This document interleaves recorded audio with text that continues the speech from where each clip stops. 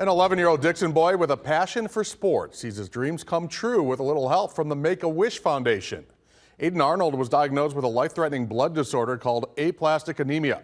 The diagnosis is one of more than 150 medical conditions that qualifies a child for Make-A-Wish. And Aiden's wish was simple. He wanted his very own basketball court. And the local trade unions were right there to help, building Aiden a green and white court, including bleachers and team benches.